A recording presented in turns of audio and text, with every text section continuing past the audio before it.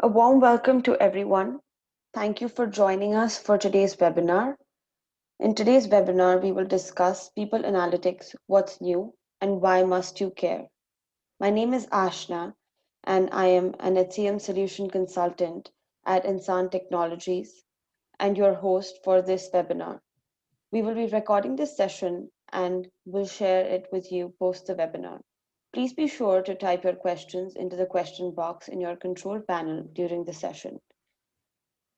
Moving on to a quick introduction to Ensaan Technologies. Ensaan Technologies is a boutique HR technology company with headquarters in Dubai and offices across GCC. We provide solutions in four areas within the HR technology domain: operational HR management, strategic HR management, talent acquisition, and learning and development.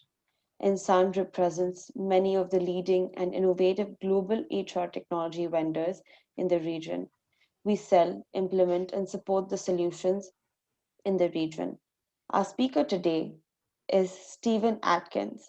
Stephen is the Splash HR Enablement Manager for Splash BI and is focused on helping companies improve their insights into their organizational data and drive better business outcomes. With over 20 years of experience in the HCM space, Stephen has presented at numerous events over the years, including HRSE Middle East, ATD Middle East, and Learning Technologies. Naturally inquisitive, Stephen loves to help others in their quest for knowledge with insightful discussions and debates. Let me give you all a quick introduction to Splash BI. Splash BI is a solution provider and has been around for more than 20 years with a pedigree in providing solutions. All their solutions are built on their own BI platform, Splash BI. Splash BI takes away your pain and gives you access to your data in ways that would take many man years to develop, both internally and with a service provider. On the other hand, Splash BI has another product called Splash HR, which helps you if you are overwhelmed trying to figure out how to start your people analytics journey. It can help you to get rapid insights into your core people data and start making informed business decisions. It allows you to spend your time getting the insights to move business performance instead of spending your time trying to find and access the data. Splash HR enables you to remove the complexity of aggregating your data so you can start realizing the value of your people analytics from the get go. Now, without further ado, I will turn the time over to Stephen. Over to you, Stephen. Thank you so much. That's a great introduction, and welcome to everyone today. It's a real pleasure to be speaking to everyone, wherever you may be. Just to let you know, I'm based in the UK, so it's a bit of a grey day here at the moment, which is an interesting one. We just put the clocks forward as well. So anyway, lovely speaking to you all. I think I'm loving to be here today, and thanks for inviting me, Ensaan. It's a great partnership that we're going to be forming. But really, how does people analytics tie to business impact, which is a big discussion that we speak to with many organizations globally. So it's if you're struggling here regionally with these sort of issues, just be assured that this is a global issue for lots of organizations. So before we go on, I think we're going to have two polls, right? So we're not going to bore you too much, but there's two polls that we can. So maybe Ashna, you can quickly do the quick first poll. But I'd love to know if you're using people analytics in your organization currently, and maybe not, maybe you're starting, maybe you kind of have some kind of analytics, or there is some analytics going on, or people analytics, but it could be better aligned to the business. So it'd be great to understand if you want to share this and put some information in. We'll keep it open for a few seconds, and then we'll move on. It's always good to gauge where we are and the level of interest and understanding around the topic. So Ashna, how are we doing? You're going to see the results at all? Oh, cool. Fantastic. So that's great. Some kind of analytics seems to be the one which I would have expected, which is fantastic. But there's also a big percentage of not currently. So I think that's Really interesting responses. So thank you very much for sharing that information with me, because wherever you are, it's an interesting topic. Are we doing it right? How do we start it? What are the things we've got to look out for? Or how could we even improve it? So maybe we can move on from that. Are you closing that, or is that me? Okay, fantastic. So the goal of people analytics, and forgive me if you already know this, but I really would like to point out some big value statements here. And I think really from the point of view is we can say many different things, but often this is a great way to start, right? So improving business outcomes, right? So the performance of the business by providing workforce insight and analytics, which sounds pretty simple, I guess. But in the meantime, there's a lot of information that we have to work with, right? So when we delve into what is people analytics, there's a lot of things going on. And if we just focus on the people side, we know that a lot of companies have 10 plus tech solutions to manage their HR places, which is a lot of different data in different data sources.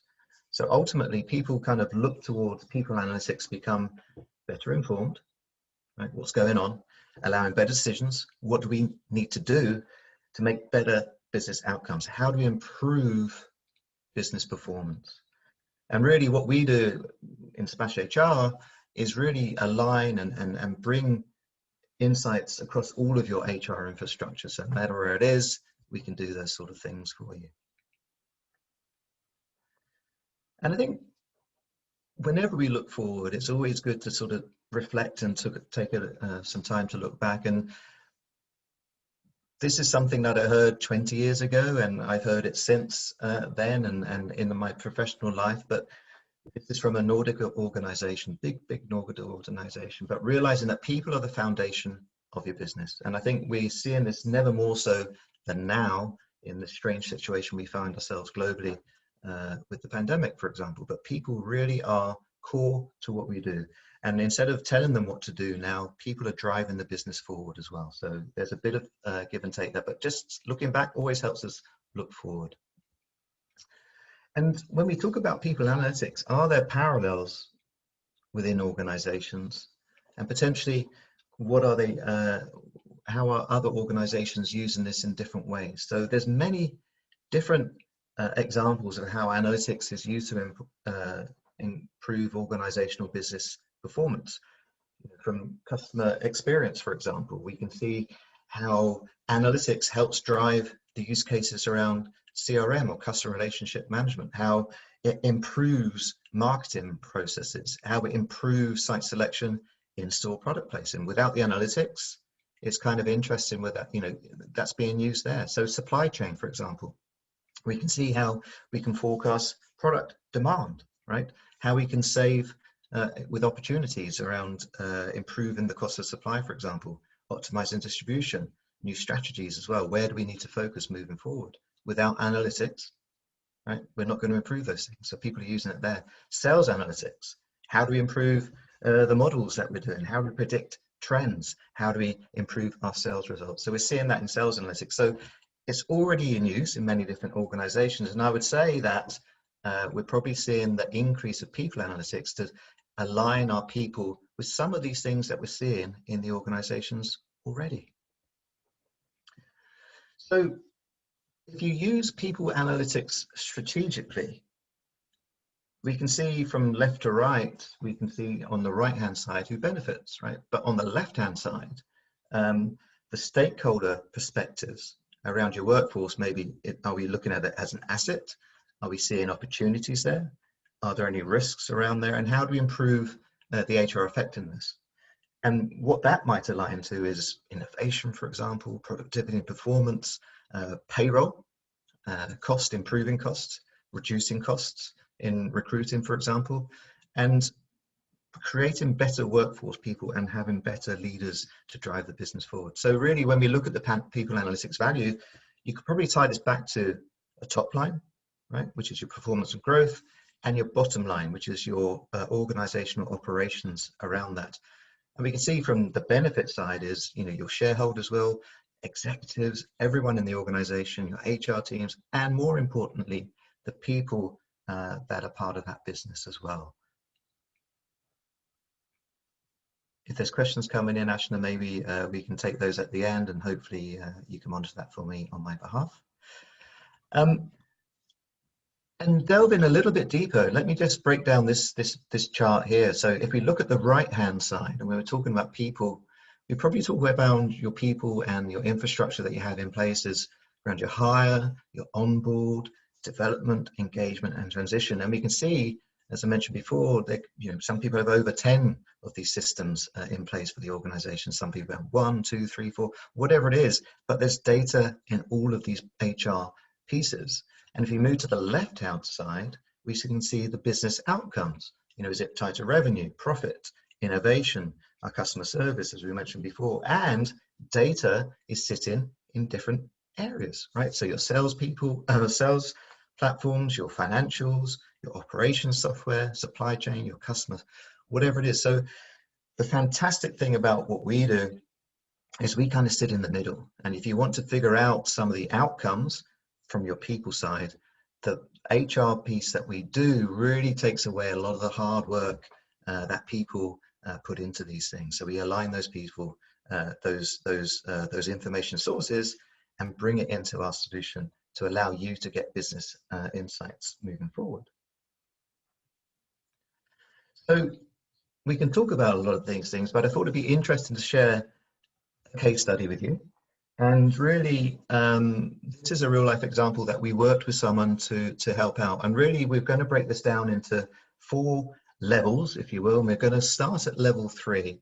And some of the things they had as an organization, the KPIs they were setting was to improve their internal hiring. You could see they were at a point of 34%. They wanted to get to 70%. They also knew somehow that they were losing top talent, right? Because there wasn't a career growth piece, right? And there wasn't, and also there wasn't a sustainable succession plan. And there was a cost tied to that. They figured out the cost related to this. Drivers around that. And I think it's important to remember now that some of those drivers were, from a business perspective, were product inefficiencies. So they didn't have enough people experienced or skilled in their jobs to do some of the great things to drive the business forward. So there was some errors and reduction in outputs and productivity and innovation. And they also knew because of some of those things, those sales were declining, right? So that's kind of interesting because people were leaving, they're having to revamp the salespeople, and maybe the engagement wasn't there with the products too. And if we took it from a really high level business case, the business outcome was not meeting their achievements around their sales targets as well.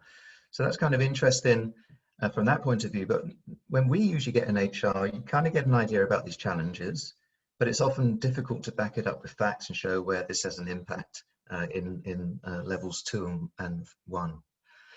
This is just a reminder, we saw this previously, but this is where we can come in. Now we can tie the information on the right-hand side, your people data, with the stuff which is driving the business and the profit growth ability areas. So what does that relate to the people practices? And I think really you can see actually the analysis and the correlation of the data they found in the succession plan lacked a holistic view of their employees, and therefore they couldn't identify roles, skills, capabilities for the succession planning. But they also found huge improvements working with the recruitment teams, which generally are maybe not as aligned with the other parts of the HR teams as well.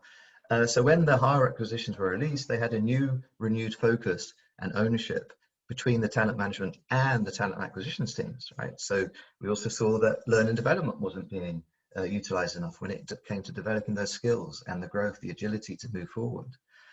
So when we partner with them, that's some of the things that we kind of did by, again, bringing that data together to help see in those things. They're focused on sales. Who are the people that were driving the sales and what were the things they were doing? So we could see they increased sales by at least 16%. I think that's growing currently.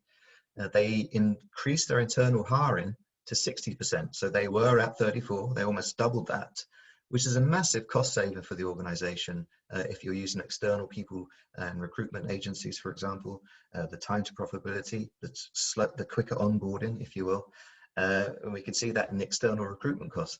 And not only that, engagement between the employees was up by 18%. You could measure that different ways, but from example, absence and the absence impact on organizations could be measured in those areas as well. So it can be done, but you could see that going from the capability level 3, tying it back to the business outcomes, seeing the people practices gives some real business outcomes and value. So another little bit about me talking, but I think we saw from the first poll, some of the things that we saw around where you are in your journey. And it'd be kind of interesting if you are doing that, or if you are doing some analytics, what tools are you using? And I think really from spreadsheets and ad hoc reports, maybe there's a homegrown solution, maybe there is an analytic tool, let's say analytic tool, it's not people analytics, or a mixture of the above. So it'd be great to get your input there.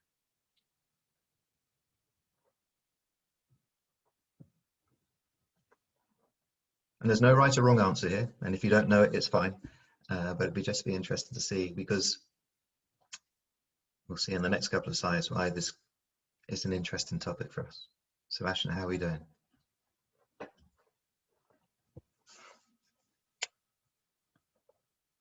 Cool. This is great. And I think really from a point of view that spreadsheets and ad hoc reports, I would expect that in many, many organizations. And not only that, we probably see that in organizations where everything isn't really aligned. So people are doing data analytics. They kind of know there's some reporting that we need to do, but consistently across the organization, there's a big impact there. So that's fascinating. Thank you very much for taking the time to respond to that as well. So really, when we talk about people analytics and the journey that people go on around that, I think bearing in mind what we just witnessed on the responses, we can probably break it down into 4 different stages. And I would say, there's no right or wrong way to discuss this.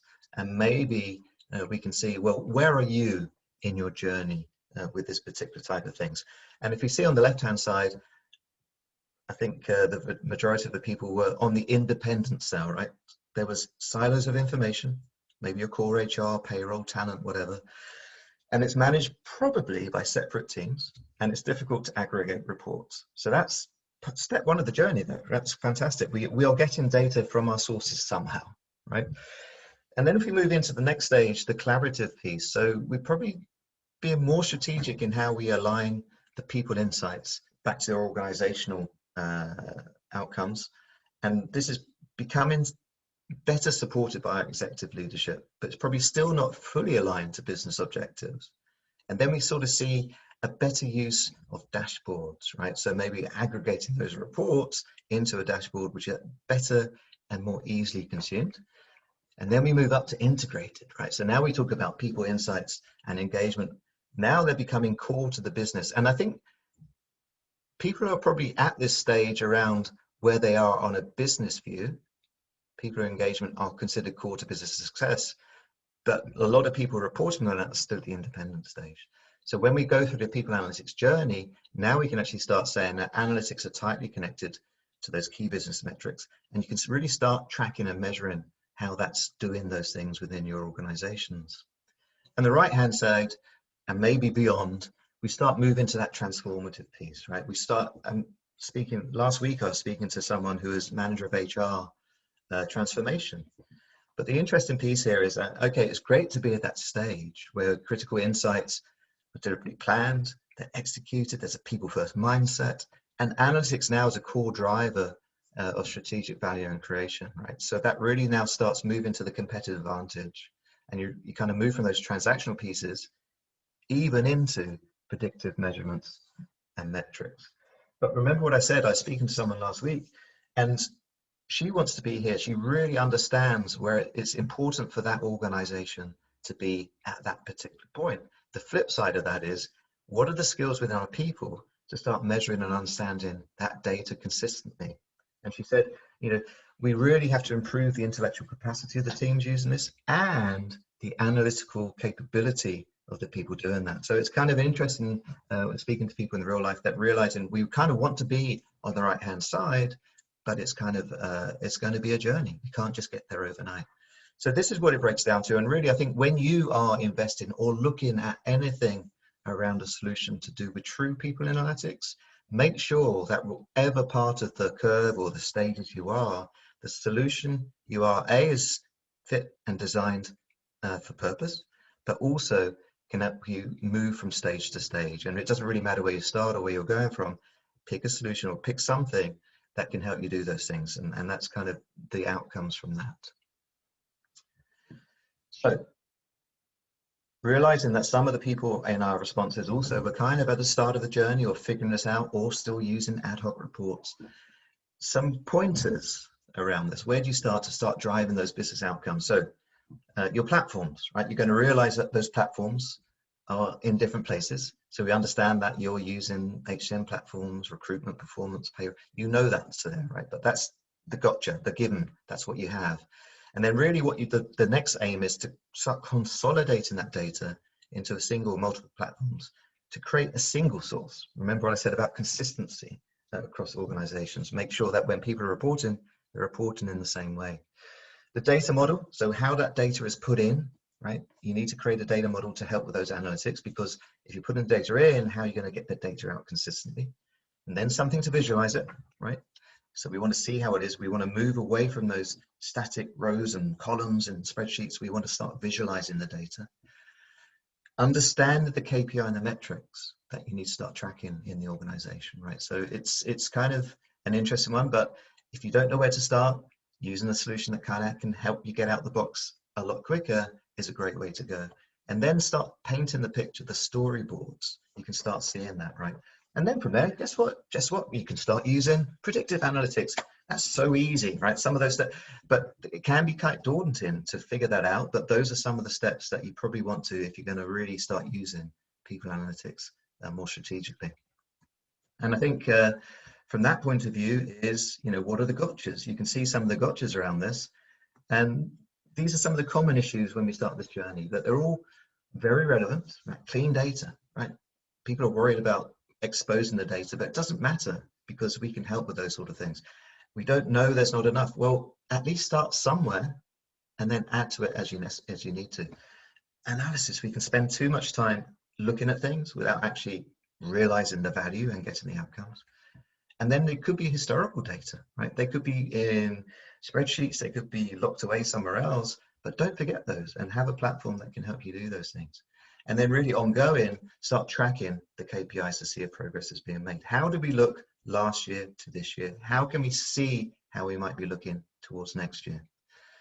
And I think this is where the value of something, a solution that can help you, can really, really help, right? So this is on the right-hand side, an example of one of our executive dashboards, right? So really out of the box, it helps you take advantage of that data using our pre-built dashboards, and you can start moving the needle from day one. So even the simplest view, and I say simplest in inverted quotes, of the organizational headcount can provide meaningful insight into the makeup and movements within your teams. And if we move from left and right, we see some other areas from the more transactional side, diversity, compensation, absence, for example, and then we can move it into the risk side of things, turnover, losing candidates too quickly, are we losing high performers, and ultimately into predictive capabilities, which kind of uses our built-in machine learning, but it can be tweaked by you. We're not locking you into any of the visualizations, to any of the metrics. You can actually start taking control of this from day one. So it's kind of interesting from that point of view, where you can actually start fine-tuning your HR initiatives and you start guiding the business, right? So it's kind of, we give you the ability to control your data. It reduces the cost to aggregate reports from multiple sources, and it will save you time and money. So we allow you to be better informed with better insights to allow for better decisions, which is in effect data helping you to measure your data your way. So I won't spend too much time on here, but let's see some of the things on the bottom left. I don't know if you know, there's an HR standard, ISO 30414, which is going to affect a lot of HR things across the globe. We saw the SEC regulations, but some of the areas, those are some of the things that people want to measure. Splash HR will then allow you to do that through visualizations, built and base practices. You can get the insights for everyone across the organization, the data warehouse, is there pre-built. So again, you don't have to spend a lot of time modeling that, and then you can start seeing some of the things that we can get you and extend if you really want to. So um, if you didn't know the data, let's focus on the right-hand side around our architecture. And I think this will paint the picture. The metrics around this, the analytics, the KPIs, predictive pieces, business goals, those are things that the outcomes for our organizations are interested in. The people it affects, you can see in the middle there. The warehouse, we already have a bit built there, right? So that's all the data coming in. The left-hand side, these are just some of the sources that we can help you connect to. And we have many more. Cornerstone's another one, Workday is another, whatever it is, we have the way to get that data in, and it doesn't have to be one, it could be multiple sources as well. So the multiple sources into the warehouse, allowing those users to do that to drive the business outcome. So that's a little bit about the architecture.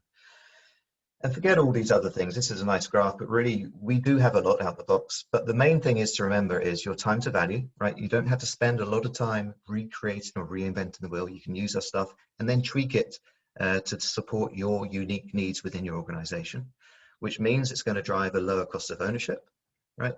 And then you can see that you can use the analytics capability of the whole BI platform that we have. So that's some of the things that out of the box we can get you going with.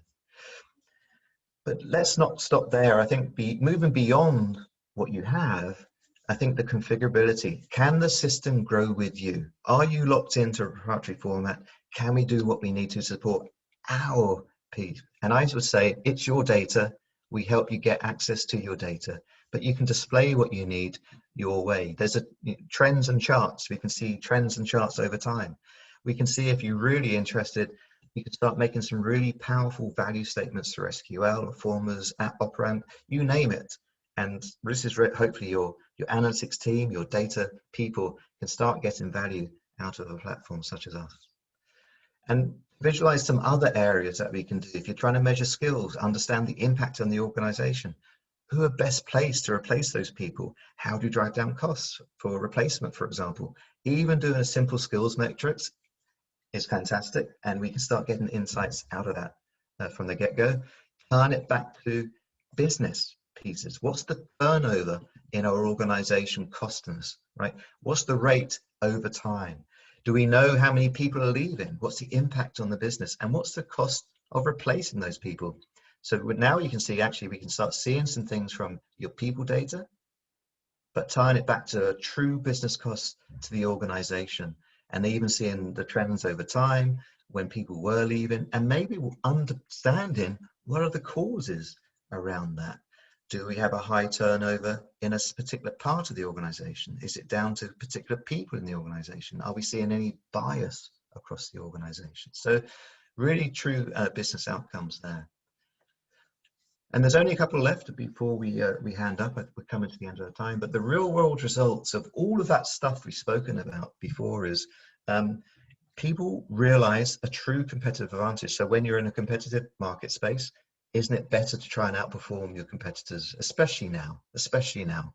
And we understand that at least a 2 times increase on your competitive advantage over others when you see the impact on the organization of your people data, tie that back to the business outcomes, we can see that. Employee turnover, we spoke about that before. One of the use cases is driving down employee turnover. Just tying that to a cost over time is a massive win and a value to organizations as well. Bottom left, increase in sales. Probably don't need to talk to you about that, but in profitability, we can start seeing better product lines, better engaged people. People understand what it is to drive the business and better incentivized to do that, which means that your employee engagement is there. We can drive that up across organizations too. So some really true real world results across all of those areas. So I'm sure you're going to forget a lot of things. I'm sure you're thinking, what on earth is he talking about? Or hopefully this resonates with you guys properly. But really, wherever you are on your journey, just remember some of the things and the key takeaways for us. I would say, as business best practices, make sure you establish your links between your business and your workforce strategies, right? And utilize research out there, or use people such as us and Ensaan to help you understand those things. Understand and identify your key business performance drivers. right? So then that helps you measure and monitor your critical links. Refine your HR data model. So now we want to refine that actually to help us get those desired insights. Use a smart technology, right? I don't need to talk about it more, but off-the-shelf pieces designed for people analytics is a great way to start.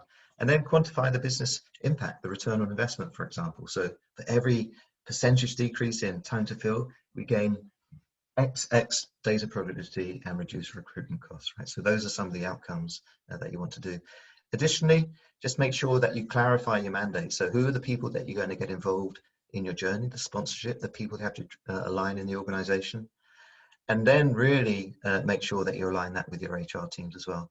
And more importantly, I would say if you're doing it, you're already trying to struggle and do some of these things, so you are already starting on that journey, but using some of these insights from today will help you start that journey better, or even get ahead of the opposition a lot quicker and start making meaningful impact back to your business. So that's it. I'm Stephen Atkins. I work for Splash HR, if you didn't realize, and it's been great speaking to you today. So over to you, Ashna. Oh, sorry, before I hand over, if you are anywhere interested and tweaked you're interested, I don't know if you know, there is an online event called People Analytics World. It's a global event, but really it's delving into the world of people analytics. And there's lots of interesting workshops, lots of interest in keynote speakers, of which actually I'm doing one as well. But it's going to be a great way to understand how your peers and other people might be tackling this or starting the journey, or even a little bit further along the journey. So it's a great way to come and learn and do what and find out what's going on in the world. So that's it from my time as well. So thank you very much for listening, and it's been a great pleasure. And back to you, Ashna. Thank you, Stephen. That was great. So we will go ahead and take some time for questions now. Just a reminder, please be sure to type your questions into the question box in your control panel. I think we already have a couple of questions here. So I'm just going to go ahead and ask you, and probably Yep. Stephen, if I can see the yeah, questions from Ritesh and Andrea. Yes. So maybe if you'd like me to answer those, I can handle that. Yes, happy to. sure, you And can thank go. you very much for the question. So it's an interesting one. The top one about how, sorry, Ritesh's question is, how is the people analytics practice influenced by the HCM strategy of the organization?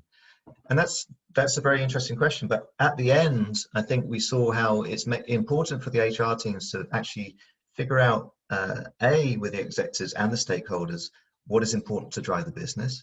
And I think this could influence what the HCM strategy is. And we're seeing a big change currently, how organizations are actually seeing the value of HR, making sure that people are engaged and people aren't leaving, and looking to have a better practice. But it's a very good question, because actually, who leads who? And I would say the business should lead how we are treating our people and managing our people, which then the HCM practice and strategy of the organization should sit seamlessly hand in hand with that, I would say.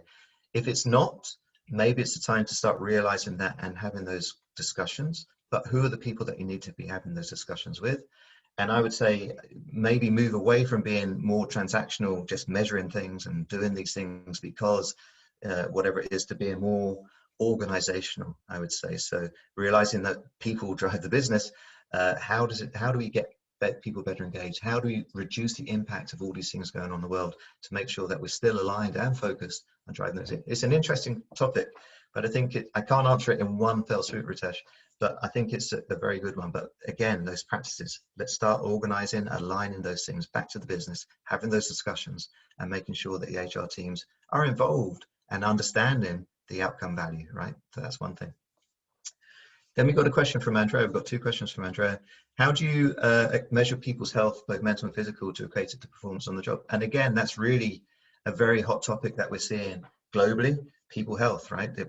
And the mental health as well, because the impact of that is interested around what's going on in the organizations. And I would say really, if you're not doing these wellness surveys, if you're not doing employment surveys, and you should be doing this, I would say, from a hand on heart, more frequently. It shouldn't be just a one-off annual process. You should almost be measuring this in the flow of work. And if you haven't got a system, there's some out there that can help you do those things. to really see what's working, what's not working, and what can drive that forward. But really, you could almost say that, okay, if mental and physical has an impact on your employees, maybe there's an increased area in absence, which is affecting us. And if you could drill into what the causes of those absences are, maybe those surveys could maybe do that with, or maybe your HR teams, when people are requesting times of work or off work, you can start seeing that, because I'm sure if you could definitely tie back the impact of absence to how certain parts of the business are performing, right? So if performance is business performance, that's one thing. We could even see this and tie this back to individual performance, right? If you're tracking that. And again, I showed you some high-level dashboards, so that's the really high-level piece. But actually, did you know that we can actually click through to the individual person and see those trends around absence, see those trends around performance, which actually then can pinpoint some of those outcomes. So your solution should be the high-level piece. Can it drill down to the individual level? Absolutely. And the last area, and it's a great insight, many of these metrics are lagging indicators. And that's what we do. We look backwards a lot of times, right? But what about leading indicators to prevent the worst? And I mentioned right at the front, people are now moving as part of that transformative journey into saying, well, how do we use the data to start predicting a future state, for example? And a system that you use should see you using machine learning and AI, for example, to bring in. And we do have the ability to do that within what we're doing. So basically, we've spoken a lot of those things, but where's the impact on the organization? Can we see an impact on recruitment? Where are the positions at risk? Are we seeing turnover in this area? So generally times we're looking back, but looking forward, that transformative state, yes, definitely. And I think a tool that you use should have that ability to help you start modeling those predictive pieces, and we can. So again, we don't lock you in. You can start using it out of the box, but if you need to fine tune what it is you're doing moving forward, then we can support that as well. And I think the words agility, pivot, business value, the things that probably HR weren't talking about so much recently, but we can see they're hot words and topics moving forward. So there's a question around survey. Is it enough to collect data, or should be more practices to measure different things? And really, I think we can talk about this. If you're using surveys, are we measuring something? Are we just feeling a pulse? And I think really, whatever you're using in your tools, let's figure out, let's not start bombarding people with data points. Let's start feeling how they're feeling. Remember, people are driving the business. We are people. We have emotions, and whatever's going on, we need to start doing those things. So the right survey at the right time can give you the insights you need, but having a constant drip feed on all the time means that people can respond when they need to. So it's a great question. I just let you know, we don't have that solution, but if you have that solution being used in it, we can start measuring the data outputs from that as well. Or if you are using the solution, then it should at least do the best thing of anonymizing data, but then pinpoint risk across the organization. So hopefully those answers those questions. Thank you very much for those questions. And I hope I've answered that to the best of my ability to do that. So. Thank you, Stephen, for answering those questions. But I think we have one more question from Yasmin. Mm-hmm. And she says that, is HR Bamboo considered as analytics? So that one, I don't know if that's another vendor. I don't know that name, I'm afraid. So I can't answer that one. Okay, sure. Thank you so much. We'll just wait for a couple of more minutes to see if anybody has any other questions. And if there's anything left, Stephen, from your side, if you would like to cover, then you can probably go ahead and do that as well. No, I think it's been great. Thank you so much for paying attention. Thank you so much for asking those questions. And again, I just remember, there's no one size fits all. There's no right and wrong in this, right? So just remember, you have data somewhere, and you probably have a business outcome that you're trying to do, but tying it together through those people practices, I think really as HR professionals, you have a chance to start bringing the value of the organizations back, of your capabilities back to the organization. And then really, if you're not doing some of these things, it's probably a good time to start speaking about how can we understand what we need to do to improve on our side to help start and drive the business values around that as well. if you are using some of those tools, remember the poll surveys we had, you're at different stages, which is great, and we understand that. But when you're choosing solutions, right, or something to help you improve that, make sure that you are investing in something that is designed for purpose, but can expand with you. I always love talking about buying a pair of clothes or a pair of shoes. I've made mistakes sometimes of buying the wrong size, or getting bigger a lot quicker, or smaller a lot quicker. Those pair of trousers, you might have to buy a new pair just to reflect those different stages of your own growth, you know, children growing up into adults, for example. But I think really just the simple thing is pick something that can grow with you. It can be tweak to shrink, can be shrink to grow, can be tweak to be enhanced to add better capabilities, those predictive sides. So just remember that part of your journey, there's no right or wrong, but you know, it's a good journey. And if you're already on it, you know, good luck with that. And hopefully we'll speak again. And even maybe we'll see you at the People Analytics World in a few weeks' time. It's the 19th to the 22nd of April, I think. So there you go. That's it from me. I think, unless there was another question came in very quickly. Yes. I think. Great. So the one last question, if you want to stay on, is in the impact of people analytics, how do we combine analytical tools to forecast business decisions? And I think there was one side I used where we had the right-hand side, which are all your HR pieces around your people, your onboarding, your recruiting, all those other areas. And really from the other side is knowing that you have data in different areas as well. So your the financials, the sales incomes as well. So the main thing is realizing that you got two sides of the business pieces, which is your revenue, profit, innovation, which is your business operational pieces. And you've got your hire, on board, develop, engage, transition, which is your HR pieces. What you really need to do is have a solution that can bring that data together, which is what Splash HR does with our BI tool, to start realizing where you can see the impact of those HR pieces, our people, how they're performing, how they're improving business outcomes. And that's what an analytical tool should give you, right? And the value of having a solution which is more designed with this from the get-go is that it's really need to measure. Well, do we have some pre-built metrics? Fantastic. Do we need to start fine-tuning this? Great. So I think we can see that, and we saw the business value, you know, competitive advantage, driving down hires, increasing sales, increasing employee engagement, for example. Some of the simple metrics that you can actually improve by having a true people analytics capability. So thanks for that question. Thank you, Stephen. It looks like we have covered all our questions. Thank you everyone for joining in today. We appreciate you being here. Thanks again. And we will see you next time. I, I think we have another question, Stephen. Do you want to quickly take that?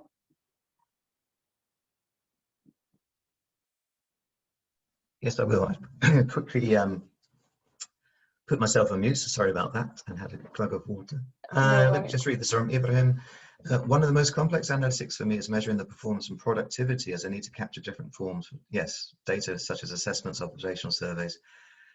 Do you provide an automated solution from that? So if we break it back to, those are different data sources, I would say.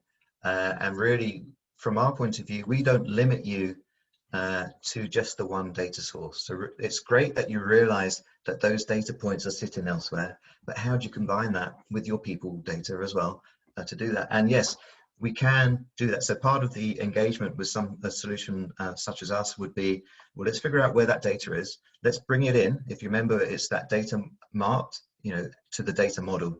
And the great thing about us, our data model can start helping you bring that data in, right? And then pushing out to those visualizations and start telling the story. So yes, we do have a solution as an automated piece. Once we figure out where that data is coming from and how often you want to ingest that information, we can automate those processes as well. And the great thing is once you build the outcomes on that, or the visualizations, it's automatically going to reflect within those. So yes, we can do that. So great question. Thank you very much. Are there any others? I saw something else come in. No, I think we're done with the questions. Thank you so much, Stephen, for your time. and for this wonderful session. Thank you everyone for joining in, and please stay tuned on our LinkedIn page for any further webinars coming up. If you have any questions, you can see my email ID on the screen. Please feel free to get in touch. And Thank you. and Ashna, just before we stop, sorry, there was one last question about the session. Thank you very much. We'd love to get the slides. I guess, are you going to be sending any outcomes from this to people? Are you going to send slides and also the recording links so people can? Yes, Okay, yes. We will be sending the recording link and also the slides to everybody. fantastic. So I just want to say once, hand on heart, thank you so much for listening today. Thank you so much for interacting, and it's been a great pleasure. Also, just look me up on LinkedIn, Stephen Atkins. You might find me. Hopefully, you can remember the picture. But I'm at Splash HR, so or Splash BI. Love to connect with you as well. So thank you so much. Thank you so much to Ensaan, our host. What a wonderful job. Thank you so much for people attending, and look forward to connecting with you soon. Thank you.